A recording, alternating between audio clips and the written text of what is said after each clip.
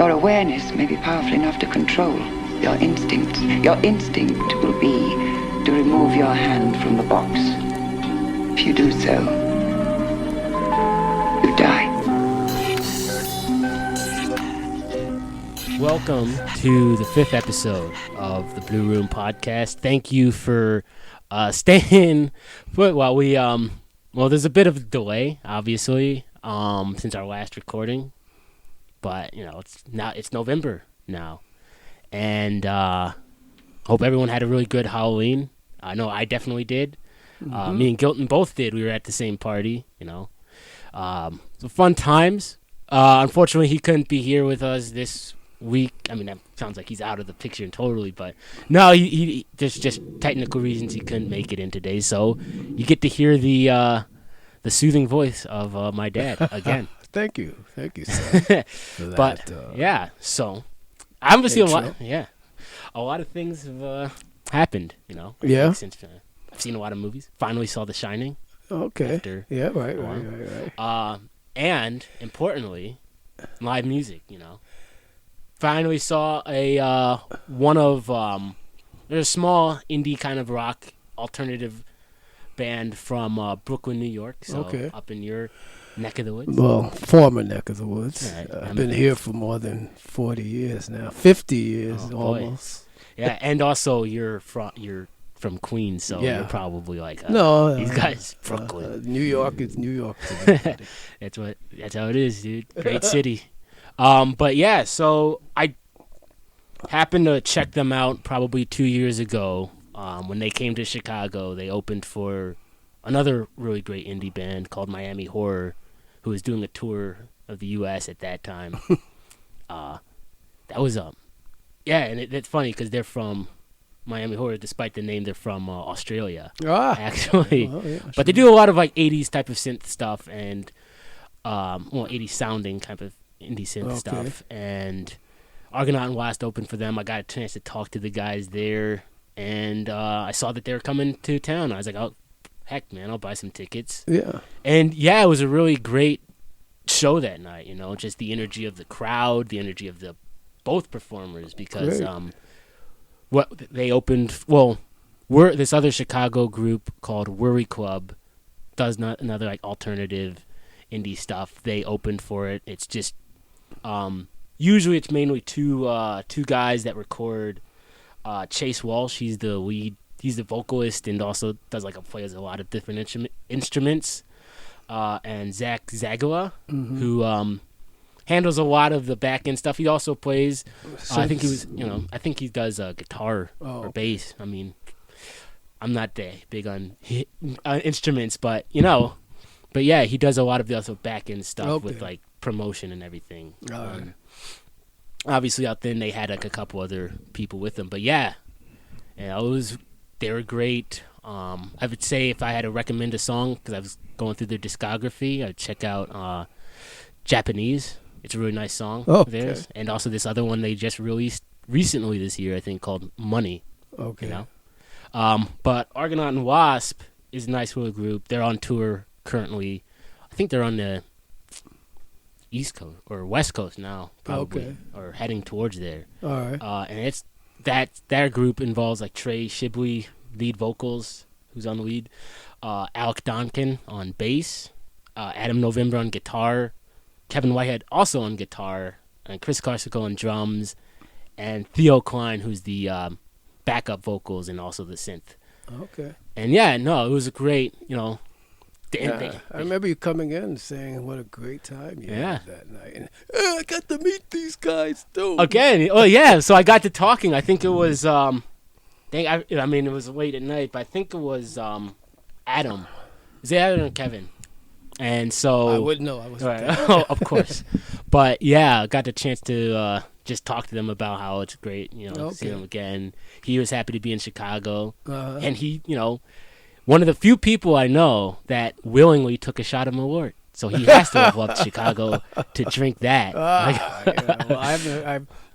heard a lot about it. Never tried it. Oh boy. Well, Have you're you? not missing. Yes. Yeah. I've had friends that have been like, well, we're taking it. And I'm like, well, you already bought the shot. So. Okay. And it's like, all right, dude. You're not missing out. I didn't think so. But, yeah, no, it was a really cool getting a chance to talk to them. Got a shirt I have. Okay. Pretty nice. And, hey, they said they would, next time they come into Chicago, give them a shout-out, and they'd be a guest on the podcast. So that's cool. that's a pretty cool thing. Yeah. First big band. First, right. a mini. And then on top of that, also just to throw out a shout out for this guy I met from another black guy from Kansas City. He's a. There's only one black guy in Kansas City. 2 black guys in Kansas City. He's another one. Is that? Oh wait, no, there's one. Oh, well, his sister. I'm not trying to say he's the only one, but I was saying it was cool because he was me and him were the only ones there. Okay, obviously. right. But he's a music journalist. Yeah. Lyrical Lemonade. Cole Bennett's company. Oh, It's like the service. That's the company. That's what he writes for. Okay. Yeah, so I'll check it out. So definitely check him out. Brandon Isaiah Washington. Pretty cool stuff. Okay. And he, he's trying to move to New York too. Oh. To start his business. Yeah. But we all know why you're tuning into this episode. Well, I mean, tuning in, that's kind of like a dated phrase for radio. Well, yeah, I guess so. But whatever, we're going to roll with it. Dune. Denis Villeneuve's Dune. Yeah. Boy. Well, let's talk about just a bit of the backstory. It's a story by it's a novel by Frank Herbert. Yeah. Several novels. Right. This one's, I think this movie's kind of the first half of the book. Yeah. But yeah, it's came out in 1965, set in the really far future. 1001. I forgot. Yeah. 1001 or something like that. Yeah, something like that. And so obviously humans have moved on from Earth. Yeah. And due to just, I think the other future books talk about like machine takeover and stuff. Yeah, but we're talking about this one in particular. Yeah, and the story pretty follows Paul Atreides, the young man who's the son of Duke Leto, of the Duke Leto House of Atreides. Yeah. And as he just comes into this role as, I guess, like the chosen one, pretty much. Well, yeah, not so much in the first movie though, so you don't want to jump too far. I mean, that's if you want to. There's spoilers. Just keep, yeah, well. Yeah. Well, sorry for that, obviously, but yeah, it's what it's about. It's wow, what it's okay. First off, I just want to say, David Lynch made a film version of this. I was going to get into that. Oh, excuse me. Sorry. Well, we can talk about it right now. Because let's talk about just the history of getting this movie made and like the trials of. Oh yeah, various films. I guess who's the guy? It was I have it right here. It was a. There's a ton of people that really wanted to do it. Alejandro Jodorowsky. Yeah, right. He's a French-Chilean filmmaker and artist, still alive. He wanted to make this. Yeah, he wanted to make Dune. He's a weird. He his version. It was crazy. He's 14 hours. 14-hour movie. Look, I mean, I would have some crazy movies already before that. Well, see, I read about that and I need to check him out. Yeah, he definitely. I haven't seen it. They just look so weird out there. But yeah, I should check him out. Yeah. Fun fact also. And this exists out there. There's a lot of concept art for this movie because it never got made. Right. Whether you think fortunately or unfortunately, definitely would have been a trip. It sounds like H.R. Geiger. Some of the concept art is from H.R. Geiger. I think I showed you. Yeah, H.R. He showed me some. Yeah, and it's he's the guy from. He did design Alien, and some of those some of the concepts in that, like this kind of pyramid with a human head, kind of made it into some of the concept art for Alien. Okay. And also ended up being used in Prometheus with the, Okay. So interesting. But yeah, there's so many different directors that wanted to try their hand at this. Ridley Scott was one of them. Really? Yeah. I didn't know Ridley was interested. Oh, of course, I think. I guess I should have known that. But interesting. But yeah, so this is probably the second movie actually that's been made. David Lynch has in 1984 one, which pretty good. I talked about it. It's interesting. Everyone usually considers it a flop because I think people at that time were expecting something more along the lines of Star Wars, and and David Lynch wasn't the kind of guy you go to make a cliche-ridden space opera, I guess, And go ahead. Yeah, funny story you mentioned that, though, because he was originally considered to direct, I think, or make like episode 6. Really? Yeah. David Lynch? Yeah. It was considered. I don't think he was I don't know if he was actually considering it himself, but somebody threw that idea out there. And anyway, he decided to do Dune instead, which I think was pretty good decision. Yeah, I don't think he would have fit into there. His vision wouldn't have worked in their atmosphere. They probably would have got rid of him after about the second or third week of filming or something like that, or in planning stage or something like that. Oh. His Dune is interesting. Yeah, I didn't think it was a failure, but like I said, people at the time wanted a more Star Wars type of picture, and that's just not what you go to a David Lynch movie for. Yeah, it's definitely. I mean, I grew up with you guys watching it on VHS, so I didn't even know until I think later that people really didn't like it. I thought this was a great movie. Yeah, I still think it's a great movie. I mean, it's a pretty fun movie, Yeah. But yeah, so and that was it. I mean, we watched it recently, and we can talk about it. It's kind of hard to compare it. I think I mentioned it's you can't really compare it if you go into watching this new one as like a remake. That's not what it is. No. It's like, for example, consider The Thing from Another World, the 1952 Howard Hawks movie, and the John Carpenter's The Thing. Both of these are based off the same source material, but they're very different movies. Yeah. They have parts that are similar, but they're different, and they both work independently. Yeah, of each other. Especially Case, yeah. But I think like you have to kind of look at it like this, But let's talk about the 2021 version. Sure. I enjoyed it. I thought it was really good. I enjoyed it. Yeah. Watching it again, I saw some things that held. First time I saw it, I have to admit, it was after work, and I was a little tired, so I kind of dozed in certain spots. But no, watching it again, it's impressive. I mean, there's some things that I think that Lynch does. That Villeneuve did. I think I like the fact that he makes the cast more multicultural. More, there's people of color in the cast. It's not all white guys again. Of course, So that upped the ante, and it's his. I guess the action scenes are a little.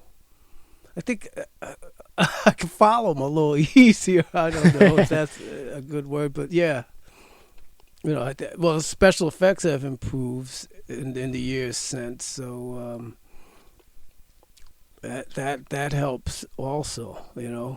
Yeah. Even though Lynch did a pretty good job of what he had at that time, and but I like the Villeneuve version. At least the first part. We haven't seen the second part yet. Yes, but I think he's did a very good job.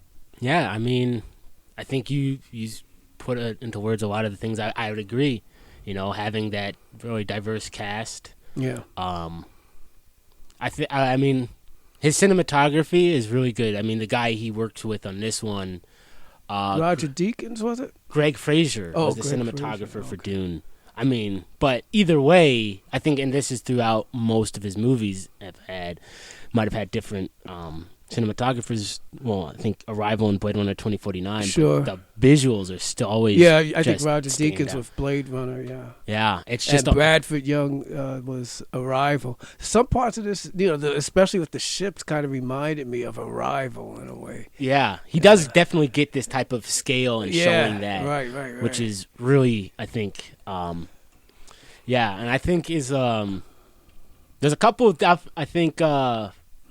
Showing there's a lot of different small details that I like that Denis does, and it's not like a huge thing, but it's kind of like, this is an interesting type of world building thing, like the Sardaukar warriors, which in the book these are supposed to be like these fearsome type of soldiers. You know, it's a prison planet that they're from like around the different houses in the Empire, and so they've just been trained and hardened for battle. All right. And when Pieter goes over there to recruit, like, you know, these soldiers for, like, you know, raiding House Atreides on Arrakis, the way they speak, they have this completely different language, and it just looks and feels so brutal. Okay. Just the planet, like, they have this.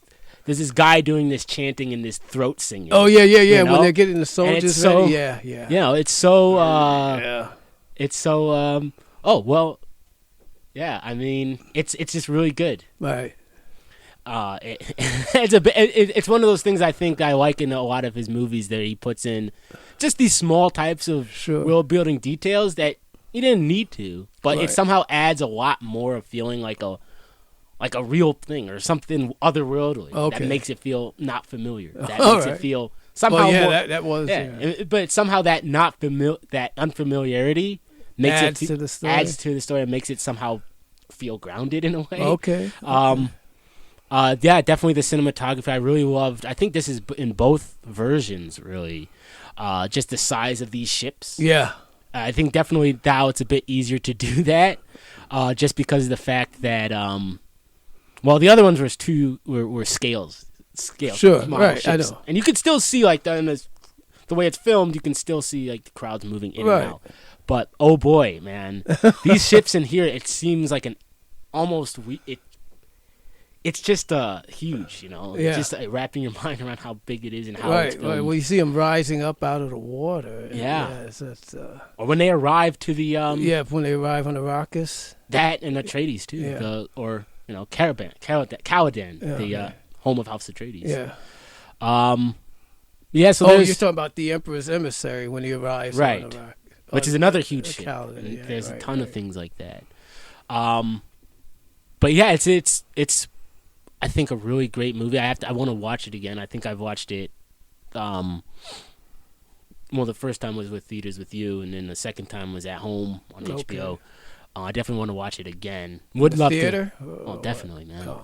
This is one of those things I'm really upset that the IMAX at Navy Pier is just gone, because I totally would have gotten opening tickets for that. Oh, okay. You know, it's closed permanently, unfortunately. A total loss. Hopefully it gets, you know, somebody comes in and saves that space. They have to, right? Why not these other IMAX theaters? Oh, because, I mean... They just don't match? They're not as huge. I mean, that's, I think, when most people consider IMAX as this huge screen, that... I mean, the other ones might be good and have decent sound system, but that's the one where it's just... I got you. I got you. And... Yeah, I've never been there. Oh, man. Well, if this was open, I would have bought tickets and we would have won there, man. I would have wasted a whole paycheck and I would have been great. Well, not wasted, because we would have got our money's worth, I'm sure. Right. But, yeah. I would say that there's a couple of things I think were interesting, you know. Okay. Difference between just comparing the Lynch version. I liked how the Harkonnens looked, I think, in a bit, or how Baron Harkonnen looked in this one, but the Harkonnen just seemed crazy in the other ones, you know, just brutal. Yeah. Which, you know, it's different, so it's all right. But yeah, I think one of the other articles mentioned that we read about it mentioned that it's kind of it definitely lacks that the David Lynch weirdness. Yeah, it's kind of. He just said his imagination. He kind of, because the Baron in the Lynch version, he's just, I mean, it's disgusting enough, but you know, he's kind of, his face is kind of deformed. Oh yeah, he's got, you know, still some of the same characteristics. They're both vile in both movies. Yeah, but yeah. I think the book, because I've only read the first one, definitely describes him as being. There's a lot of stuff in there that's like he's more vile than I think the movies portray. Yeah, for certain reasons. There's obviously, but you know, the music was good, and also that I think in this one. music was great in both, but I like this kind of this weird kind of like drum beat music. Okay, that's going on. more kind of ethnic type of music, and I guess so. Yeah. The the soundtrack in this present version, and with the kind of vaguely Arabic sounding type of vocals or whatever. I would say yes, but I mean, I think there's definitely, I think, yeah. I mean, I didn't associate with that, but knowing that some of the I'll say world music type. Sure, of vocal. but I think you could say that it might be this Middle Eastern type of Middle East, because it is even a lot of if you read the book, a lot of that it is works its way influenced. into the. It's definitely a big influence. Like the word, they use like muad'Dib, jihad, and all these. I mean, there's a ton of inspiration from that, Sure. and it's even funny because I think I was telling Mom about this as a kid. That it's interesting. You have like the whole premise of Dune is there's this spice. Well, yeah, that's the whole way of control, and Right. where the whole theme of the book is that whoever has this, he who controls the spice controls the universe. And it's this, the spice melange is this resource that allows space travel. Yeah, space fold or whatever. Yeah, space travel. It allows so. You have a specific group of people called the navigators, and that's one thing I miss in this version. In the Lynch version, it starts off with the navigator showing visiting the emperor. Yeah, and they've been using this spice so long they've mutated to these weird looking creatures. But you didn't get that in this version. Not yet. Because this is a part one. Yes, I know. But yeah, it's definitely that is something that the book talks about too. But yeah, so these they use this and it allows them to perceive where they can fold space. Right. And that's how they make these journeys. Jumps through space. It's like this. Hardly even traveling. Well, and so it's an interesting kind of concept, and but the fact that their whole, really, if there was no spice, there would just be like everything would be in disorder. Like the society's kind of run off of this thing because otherwise, the Harkonnens have gotten rich off of this. They've been mining the spice for decades, and the whole thing is that the emperor he's jealous of. He feels that the House of Atreides is getting too much influence, and he wants to really get rid of the House of Atreides. So he moves the Harkonnens out of there and replaces their spice mining operations with House Atreides. And and the House of Atreides kind of suspect that something's up.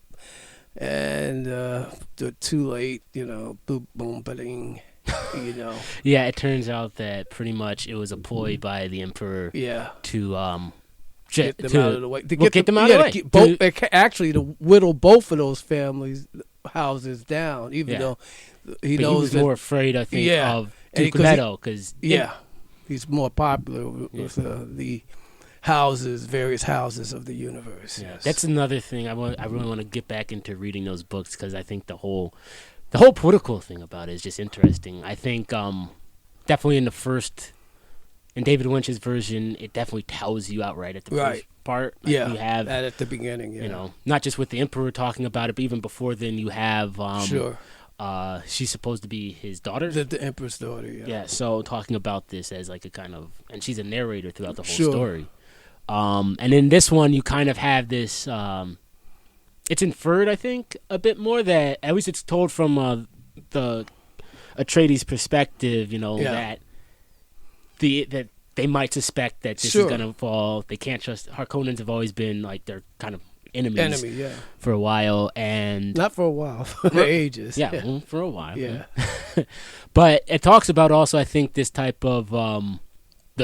You hear like Duke Meadow talk about like the stress of doing this type of job, because it's definitely it takes a lot of money and all this type of power to do it, and I think it talks a bit more about this type of struggle of like we have to get this through because if we don't do this, and Right, everything, right, and just right.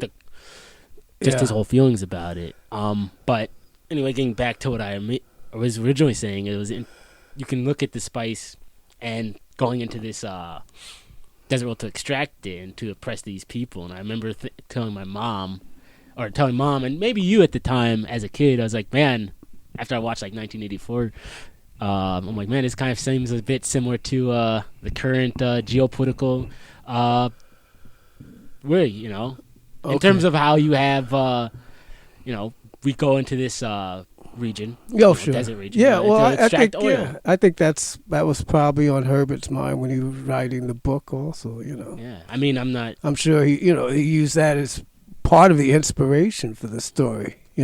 Yeah, I'm just saying. Yeah, and I'm definitely not familiar with the historical outlook of like extracting oil from the Middle East Sure. at that time. I'm aware of.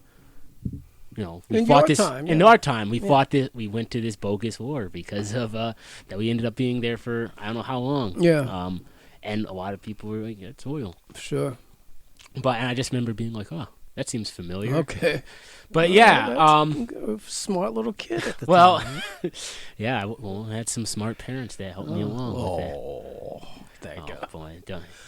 But yeah, and So, yeah, I really wish your cousin was here because Oh, he's a he- real Dune fanatic, and you guys could really riff on this, and because he's read the books. well, he's also. actually he hasn't. I gave him the first book to Yeah, read. I thought he was reading it with a group out there. And Oh yeah, he helped get that started, but it was because I also gave him the book. Yeah. But yeah, dude, if he was here, because I think we were trying to do it remotely, because he was in the suburbs to pick up like his microphone Yeah. yesterday. Unfortunately, his internet's bad. So- It's gone out. So Whatever. when he does reconnect with you, will you have this conversation again? Because I mean that was a real kicker for him. I think. I think he's gonna be. It sucks that he's not here, Yeah.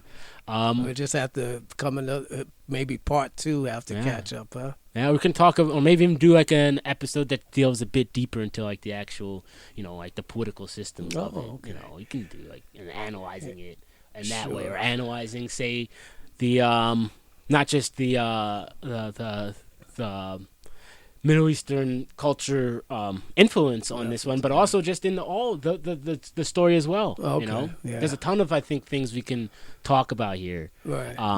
That I think if we both had time, a bit more time, we wish we could delve into. Sure. And just on time on our ends. Yeah. We've both been. Kind of rushed and Kind of- everything. Well, we saw what? Oh yeah. Well, hold on. Okay, 'Cause I'm we're sorry. Currently I'm gonna try and get this 28 minutes. Oh, But yeah. But yeah, I think me and Gilton both had a lot of movies to see, like Dune. Yeah. The Last Duel was another The good Last one that we Duel, both yeah. really liked. I Okay. think the last time we recorded here, with all three of us, Yeah. we went out to Village Crossing and saw The Last Duel. That's the Ridley Ridley Scott movie that they're not the one that just came out because he's the one that came out last month because he's releasing another one this month. Oh, really? House of Gucci. Oh, That's the one with okay. Adam Driver also. And this one, Last Duel was it was a watch. So pretty much it's based off of a historical movie. It's a historical event. It stars Matt Damon as Jean de Carew, Adam Driver as Jacques Legris, and Jodie Comer as Marguerite de Carew. It's based off of this true tale. This actually happened in France in 1386, and this was the last legally sanctioned duel, or the king sanctioned duel. Okay. And so what happened was Jacques Legris accuses I'm sorry, Adam Driver's character. yeah, Jacques Legris. No, Jean de Carew. The French names both start with J. So Okay. anyway, I just say Matt Damon. Yeah. Go ahead.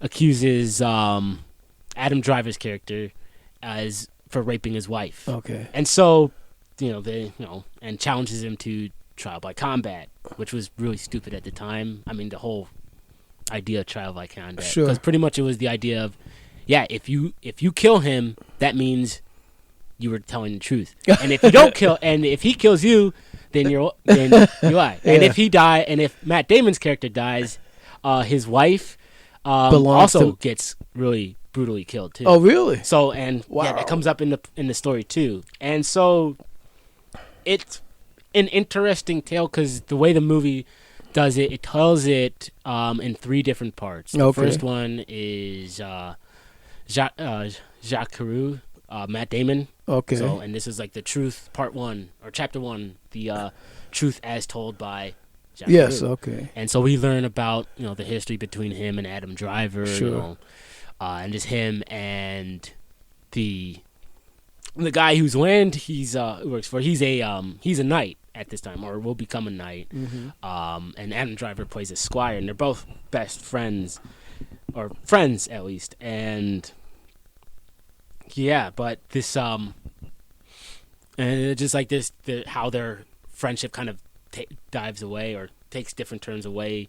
Matt Damon just feels that he's been cheated out of this greatness, and that he's not by not the duke. It's not a duke, but it's the forget the name of it. It would be considered, I guess, like the Lord of the land. All right. Played by Ben Affleck. Okay. He's ends up being a kind of funny character. Okay. In a weird sort of way, but and how he just feels that he's been cheated while his friend Adam Driver seems to have these opportunities come towards him. Okay. And anyway, one day he comes home, and his wife is saying like, "Oh, no, I was raped by him," and yeah, that's causes him to challenge him. All right.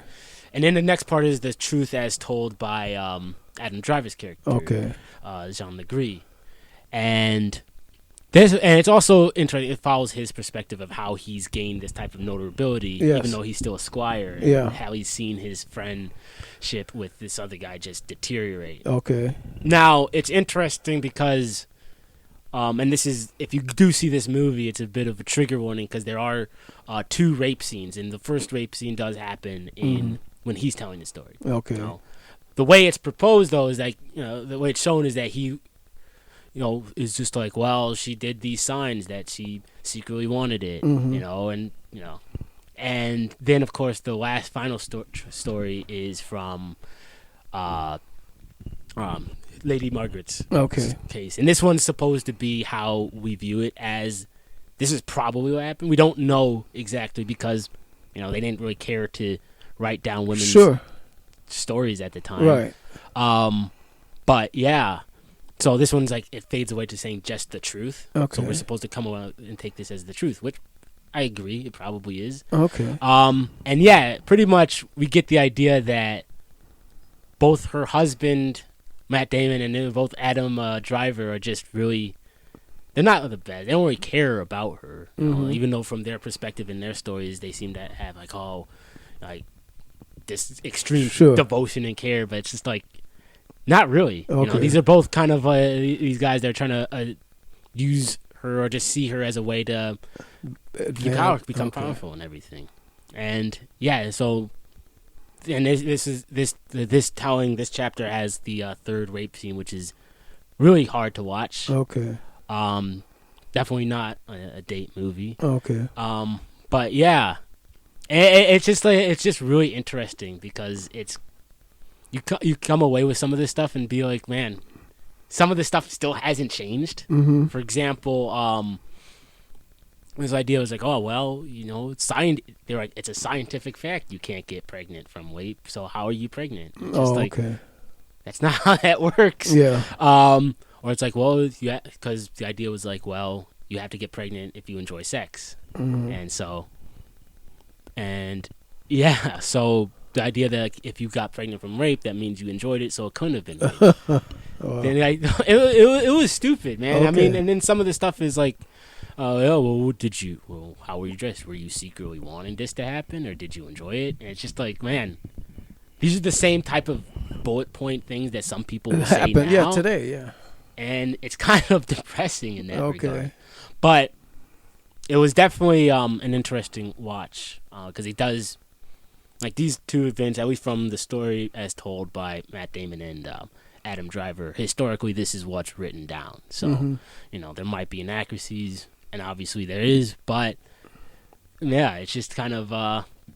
It's definitely a good movie to see, I think, but definitely brace yourself. I'm not going to ask you who dies or who lives. So okay, yeah. I'm going to catch this myself. I haven't seen that. Yeah. Yeah, and I definitely do because that comes into the whole thing because she needs her husband to like stand up for her because if she doesn't, then he's conceding that it. Well, not only that, but her word means nothing without the voice of her husband backing her. Right. And the way it's shown, like in the way Matt Damon tells it, it's like, oh yeah, he was really understanding and everything, and like kind of had a little bit, and then did this out of because he felt that she was wrong. In the way that she tells it, it's a bit more that.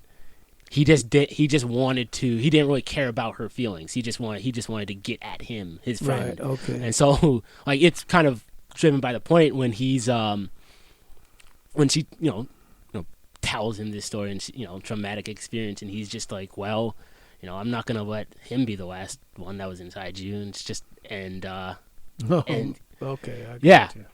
but yeah, so definitely. I guess check it out, but definitely go into it knowing that it's going to be a hard watch. It was hard for us, both of us, and but it was but it was a good thing. On another lighter note, you've seen Raised by Wolves, another Ridley Scott kind of production. Matt Damon's hairstyle looks kind of like Caleb. Caleb, I can't. He was the Mithraic dude who went crazy. Oh, okay. But funny enough, there's a bunch of. I think references in that too. I know what you're talking. Yeah, there's a bunch of references. So, Raised by Wolves is another. It's a sci-fi series on HBO Max. Is it coming back? Yeah, it's definitely coming back. They talked about it recently, but it's a.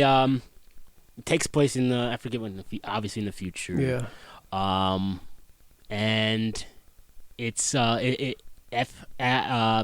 to best describe it without giving away too much? It's because it's a crazy story. Dystopian future where people are at war with each other, and it's this religious group that's going to. So it's the Mithraics.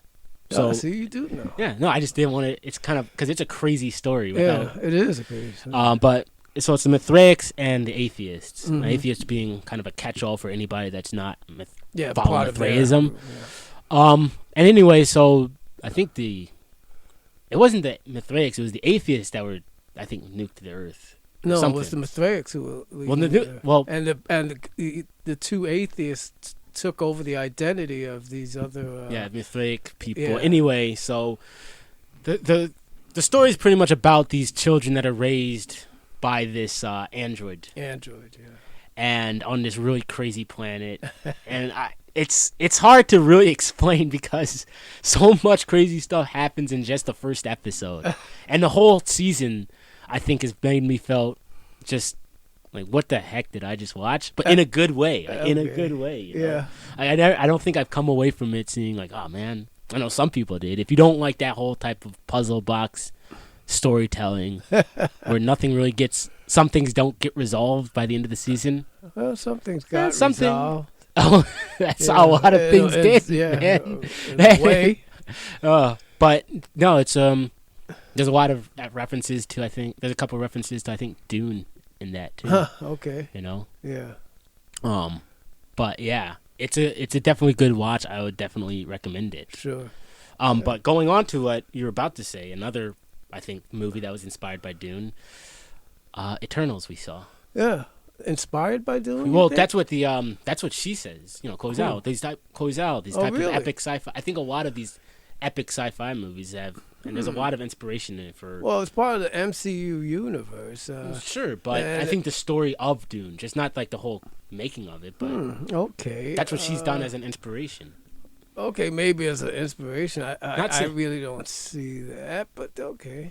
Well, I think that's just because of the whole way of storytelling, this epic type of sci-fi, and even I think you can most people say that a lot of the sci-fi that we like has been inspired by Dune. Yeah, I know.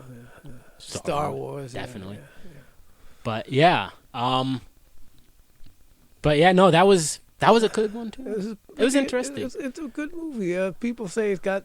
What is that they were saying this morning on the radio? It's got the worst lowest reviews of. Currently, it's at. Yeah, but it did very well at the box office last weekend. I mean, there's movies like interesting. that. It's at 46%. I like that you pointed out later on to me that a guy we saw in one of our horror watches, Don Lee, was in The Eternals. And so this is going to be that's 3 episodes now in a row that we've talked about Korean films. Train to Busan. And this one we recently saw this horror movie.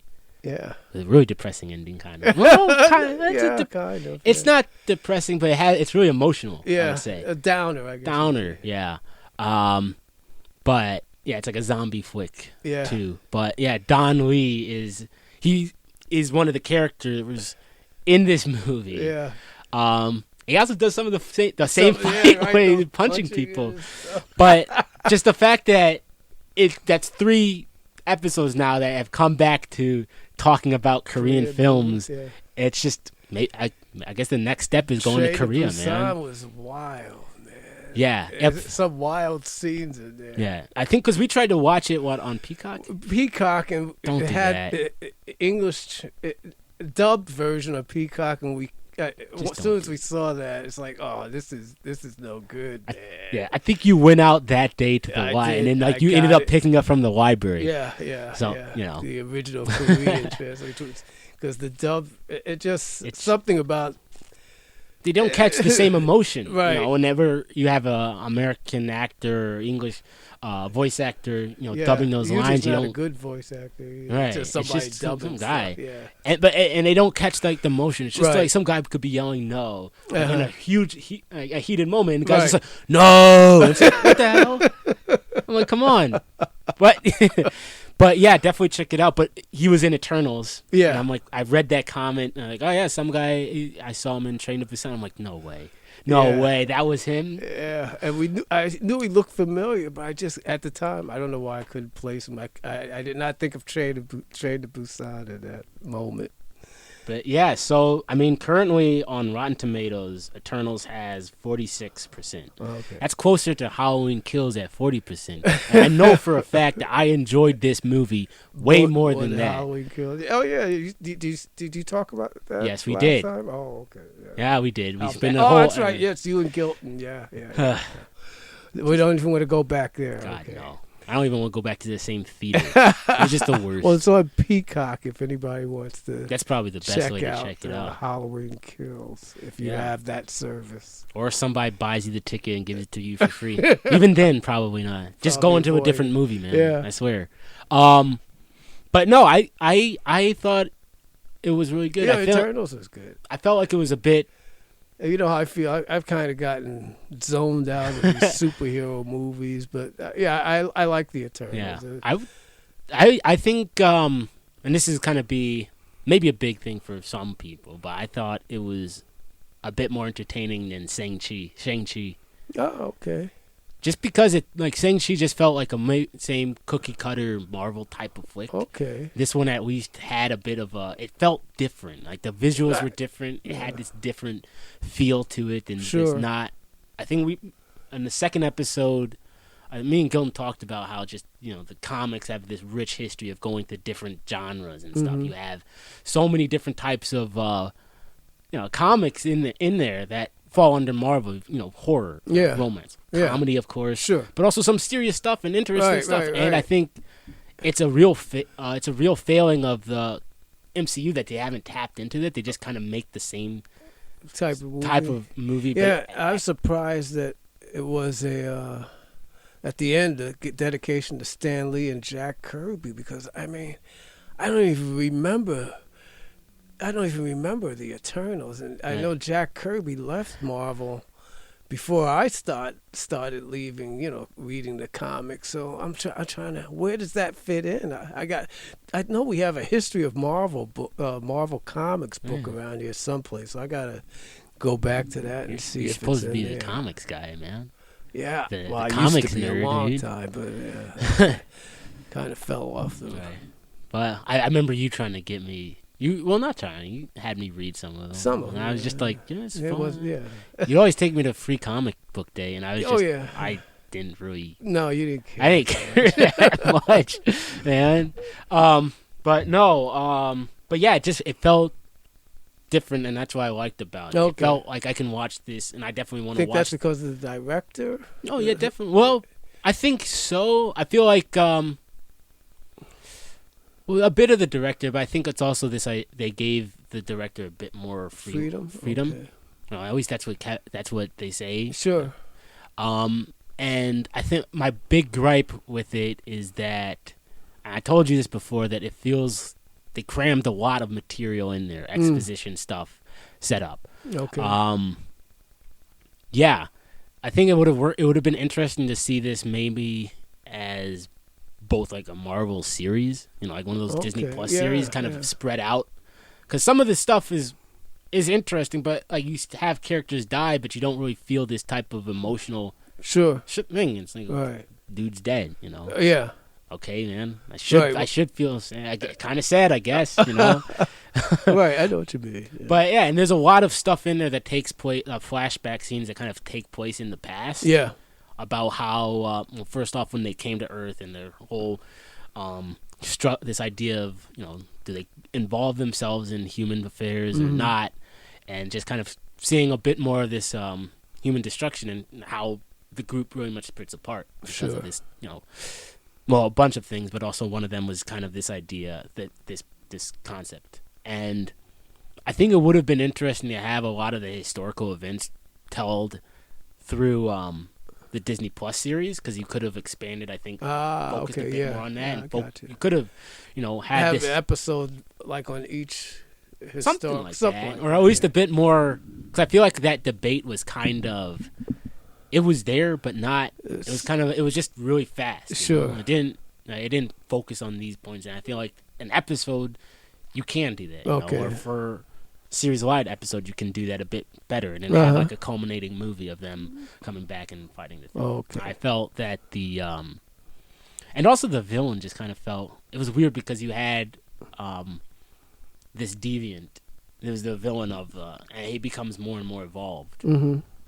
But then it's just like, what's his purpose in this story? You could have removed him, and it didn't really seem to be that big of a deal, Right, because there's a whole larger thing going on beyond that, yeah. Or at least do something interesting. Yeah. Because it would have been an interesting, because we find out for pretty much that they're both kind of pawns of the same type of, larger entity. And they both really have been played by both, this side that doesn't really care either about them. And I thought that would have been an interesting type of, we have things in common and stuff, but it didn't. No. But yeah, I mean, I'm actually excited, I think, to see a bit more about these characters. Okay. I hope Chloe Zhao returns to it. Sure. I think she definitely will. I don't really think they've had much of anything either side, like Kevin Feige or Chloe Zhao about about anything negative. Yeah. They seem to really love what, both Chloe Zhao was talking about how she really loved the freedom and the ability to work with Marvel, which is, funny because a lot of critics, I think, felt like, she's wasting her time with this. Yes, but a lot of them felt, this is like a dream of talent, for her, and she definitely had a fun time making this. Yeah, and, you got a bigger budget and stuff. It's a special effects movie. Sure. It's parts of it are going to be impersonal, but you try to inject your own personality within those special effects. One question. Yes. What did you think of the end spoiler? Well, not spoiler, but they always end. Which one? Which credit scene? The last one. The very last one before the actual finish. No, the one at the actual finish. Yeah. That's what I mean. Yeah. Okay. Yeah, I liked it. I mean, I told you who it was, but right. Yeah, I enjoyed it. I thought that's really cool. I want to see how that plays out. Dude, I'm kind of excited. Yeah. So if any of you don't know what we're talking about, it looks like just watch it, because I know some people get really upset. A lot of people leave before the. Well, yeah, but just watch the movie. Oh, man. okay. Some people, but it's out there already. I think. Yeah, but some people still get upset. Okay. I feel like we can spoil a plot. Yeah. And without spoiling those types of scenes, because it's some people do like to sit through it. Yeah, it's sacred, man. End, You don't want to become like blasphemers here, tarred and feathered. Watch our views count go from. I mean, it's right now. It's I think that the biggest viewers has probably been 19. Mm-hmm. And watch it go back to 0 because of what you just, okay. But yeah, but I what was I gonna say? You looking forward to that? Oh yeah. Okay. I'll see. I think it's a return for a Marvel character who kind of started the whole. Yeah. This is all I'm saying. Who kind of started the whole MCU thing, unbeknownst, but. Yeah, those who in the know will know. Those who don't won't know. I was gonna say it's a return of a very character that if you know your Marvel movie history, before the MCU was even thought of. All right, cool. He'll come back. All right, he's back. Very That's good. what I'm saying. Very good. I think I like the way you put it. I think I like the way I put it too. Just to say. But yeah. So and then, before we wrap up, I know we're getting. At 51 minutes right now. I want to kind of hit the hour mark. Okay. Or at least a bit over. But this is going to be cool news for you. I'm going to drop this on you. We have information about the new Predator movie coming out. It's going to be a prequel. It looks really cool. It's going to be a what? A prequel? We'll see. It's also the guy. You know who this guy worked on? The guy who wrote this? No. 10 Cloverfield Lane. You didn't listen to the second episode, did you? Yes, I did. Well, we talked about it not. a bit. I think we threw a bit in the line in there, but I saw an image of it. It looks really interesting. Okay. It's going to be called Prey. It's streaming on Hulu, I think. Who? Hulu. Ah. And when is that going to be? This summer. 2020. Well, this coming summer, 2022. Yeah, 2022. It looks interesting. Okay. The guy, I mean, hey, 20th Century Studios. We also have songs. Oh. Okay. Yeah, see, it's an it's got to be better than I think the last movie, which was The Predator. Which, you know what? I think I want to recant me saying Halloween Kills was one of the worst movies ever, and say that was The Predator. In 2018 was one of the worst movies ever. Wow. One of obviously it's up there with Halloween Kills. But how did you feel about the one that with Adrian Brody? Huh? Predators? Yeah, the one. That was fun. Okay. I enjoyed it. Yeah. I got that on DVD. I remember you remember? and I went to see that. Yeah. I got that on DVD from on Black Friday. Okay. I found that was like the one thing I bought. I was like, oh man, this is cool. $5. Yeah, Best Buy. But hey, we have a couple more minutes. Sorry that this comes at the end. It should have come at the first. What's but that? We're in November. I know I made a post on Instagram and talking about how currently in Chicago the Black Harvest Film Festival. Film Festival, yes. I have not gone. I definitely want to go, but you just went. I went last night and last Saturday. Saw a couple of documentaries. The first Saturday I saw Stanley Nelson, who's done documentaries for PBS. This one has been done for Showtime on Attica, and those of you who, those of you who might know what happened at Attica, the Attica uprising of I can't even remember the year, but yeah, it's very great, very good. Goes into talks with survivors, prison survivors, families of the prison guards, and lawyers, various politicians, ministers, various political activists, and has some very gruesome footage. And it's very moving documentary, and it does. Charles Mingus, who's a jazz composer, a jazz musician that I like a lot, had a tune entitled "Remember Rockefeller at Attica," and I'm telling you, remember Rockefeller at Attica, but also Nixon too. I mean, jeez, responsible. And last night I saw a very good another documentary, as a matter of fact, on the Baraka family called "Why Is We Americans." And it's very interesting. Basically, it's not just about Amiri Baraka, Leroy Jones, as everyone knows, but about the family. His son, Ross Baraka, who I believe is still mayor of Newark, New Jersey, and his other sons, his wife, Amina Baraka, who, she has a lot to say, and goes into his other sons, his daughter, and it's very interesting. A lot of things I didn't know. It's found it very enlightening. Oh, Lauryn Hill was one of the executive, or as she calls herself, Ms. Lauryn Hill, one of the executive producers, also providing some commentary along with various other activists and artists. And, so if you get the chance, those show up someplace in your area, I would suggest you check those two documentaries out. Like I said, the Attica documentary, I believe, is on Showtime. I think it debuted last Saturday around the same time I saw it at the Black Harvest Film Festival. And the Black Harvest Film Festival is going on through December 5th. Various films. If you check out Gene Siskel Art Center's, if you go on their website or whatever, you'll see a schedule for the films playing at the Black Harvest Festival. And they're showing this Wednesday, Chameleon, Wednesday or Thursday, when's the 18th? Thursday, I believe. Thursday is the 18th.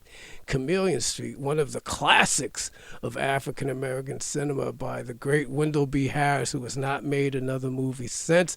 This is going to be my 4th time going to see it in a theater. I bought the VHS many years ago, and I don't think the DVD is available. It might be becoming a new edition available because they did a restoration of the film, so hopefully they will have a new edition of that coming out, because the ones that are available now are priced way beyond what I'm willing to pay for.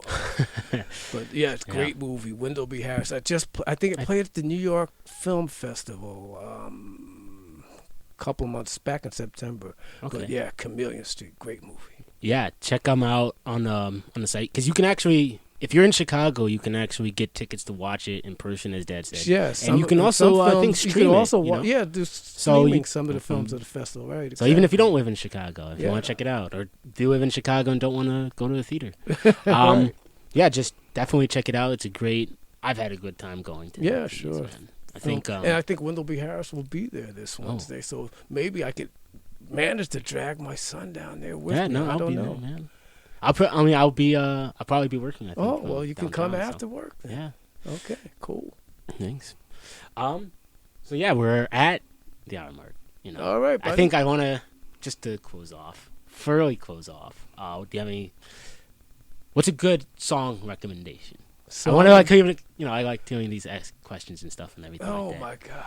my God. That you've been listening to recently, or artist? Well, I'm a jazz guy essentially. Of course. The Cookers have a recent album out. It's called, oh man, I don't even know. I just purchased it about a couple weeks ago. Came, I think, around my birthday, as a matter. But it's on a British label, and well, the Cookers. That's all I'll say. A particular song you want to? You don't have to if you don't want to. Okay. Yeah. For me, I'm gonna just plug in there Argonaut and Wasp again. Go ahead. Check it out. They just released a new album this past April. It's called Starlight 99. So I've been listening to that a ton. Cool. There's a couple songs. Well, I would say check out the song Saigon. It's really cool, like really synthy song. It's not on this album. It's a single from about a couple years ago. Okay. But it's like this really. If you've seen the Terminator, like the Tech Noir dance club. It's kind of it feels like something you would see like you could hear playing in a place like that. All right. Prom off of the new album is really good. Monchio and probably Like a Drug are a couple of my favorites ones right now. All right. But the whole album is really great. Okay. But cool. yeah. So yeah, this is the 5th episode. Thanks for listening again. We'll try to get more in detail. I mean, hopefully we'll get coalesce a bit easier. I think in the future. Mm-hmm. It's just get your cousin in here. Yeah. Well, we've just been both. Well, you got to get your cousin here. You guys have a more, I think, lively rapport than I can bring to the table. Oh, because you're too old. You're too old. Old dude. and decrepit, man. My memory's fading. Exactly. You just have to prop me up on whatever these things are. Yeah. But hey, thanks again, and stick around.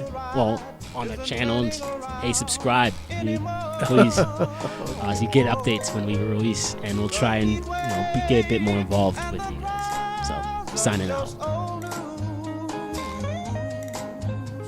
But I still got some sand in my shoes. Sand in my shoes brings memories of the salty air. Sand in my shoes.